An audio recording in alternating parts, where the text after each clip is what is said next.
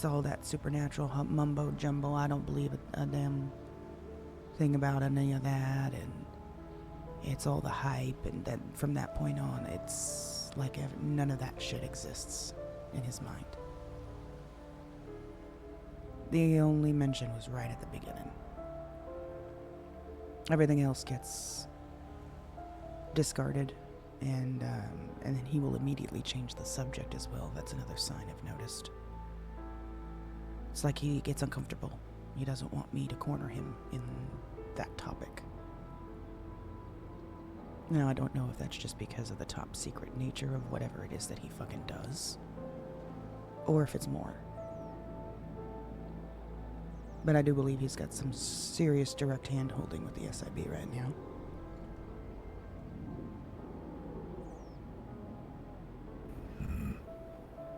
Initially, he was employed by the IAA, outside of what he said with the SIB knowing about us, quote, saving the world. What else would lead you to believe that?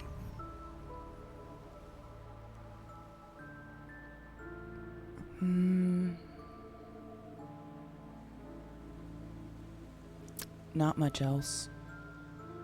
Other than he's talked about them a few times, but not...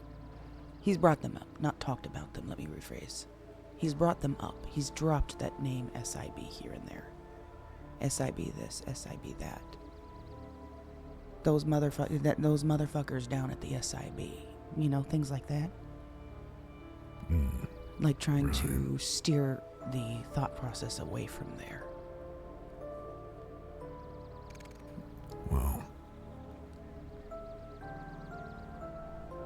The direct link to the IAA is that he literally took me to the IAA building, to his office. So there's that direct link.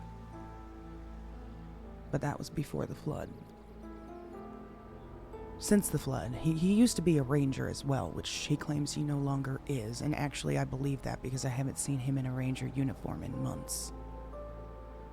He also claims he has no longer any connections with the cartel, which I don't believe because of the last 2 times we've gone down there for dinner. So, the fact that the cartel respected him enough still to stand down while we were there and not attack us. So cartel, IAA, possibly SIB. Those are the 3 things that I think he's directly connected to.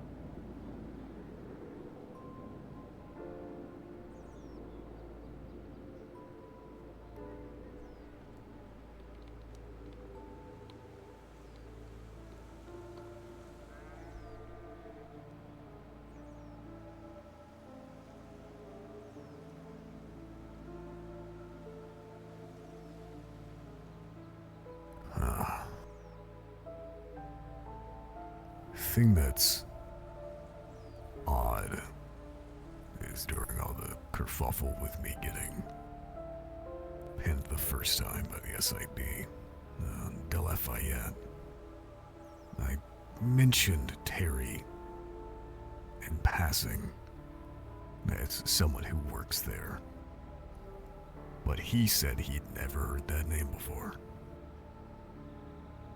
And he's one of the most fucking around and about guys in the SIB. Possible that they have a mutual understanding not to give out names, but at the same time, they're not exactly a secret organization. Yeah, they definitely flaunt it, don't they? Yeah, they wear a fucking vest in big, bold, yellow letters that says SIB, so...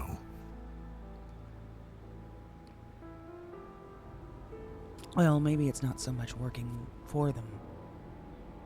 Maybe there's just some sort of mutual agreement between them and whatever it is that he does do. Kind of don't step on toes type situation. I don't know.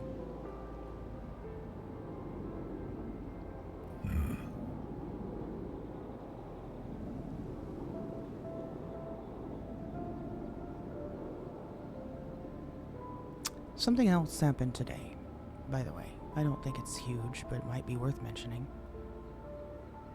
He had told me yesterday, or whatever the last time we talked, about his nephew that works down at a repair shop that Elliot has been working for recently.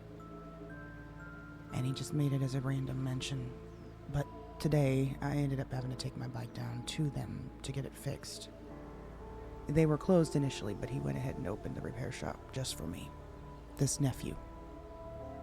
So I go in there. He fixes my bike for free, says it's on the house, and then also paints the bike for free on the house. And talks about his uncle, Terry. Kind of drops a little hint there.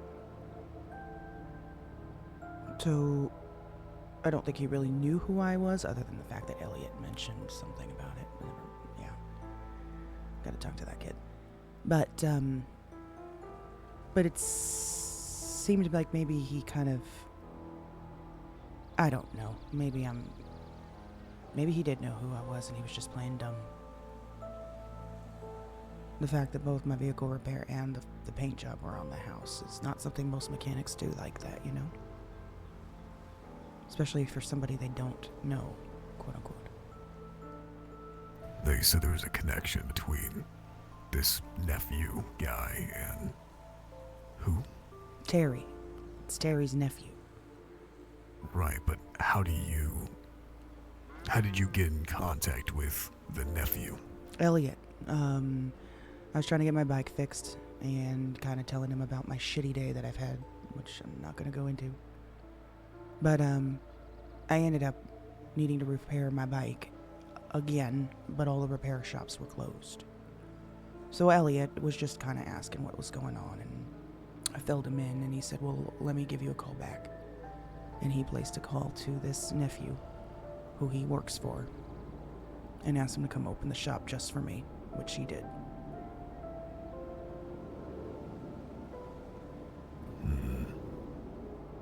What's the connection between Elliot and the nephew? Elliot works for this guy. He got a job with him, I guess. How he came in contact with him, I have no idea. But apparently he's making good money from what he's explained to me so far.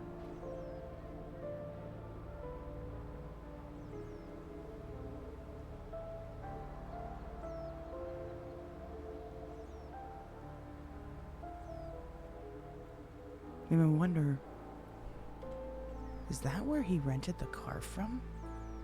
Hang tight.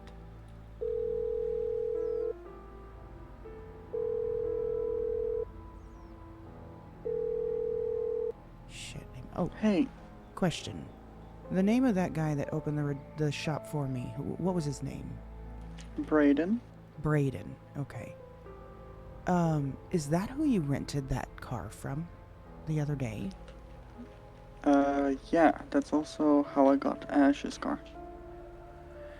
So he's the person that you talked to get the Frankenstrange. Yeah. And also the Prius.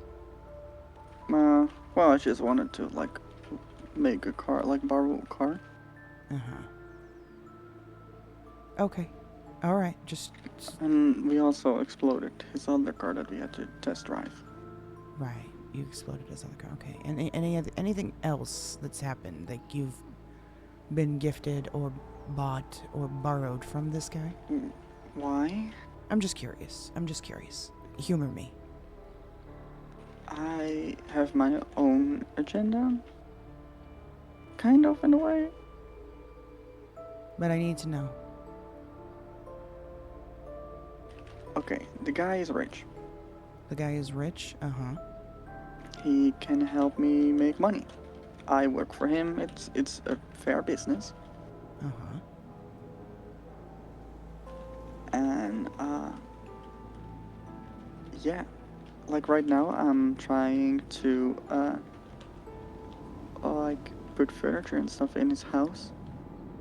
And he paid me $37,000. He's today. paying you to furnish his home? Yeah. Hmm. And in the meantime, I'm also bugging his place, but don't tell Alright, him let me get you off the phone then. Bye. Don't say that shit over the phone, kid. Okay. Yes, so he rented the Prius from this guy. He bought the Frankenstrange for Ash from this guy.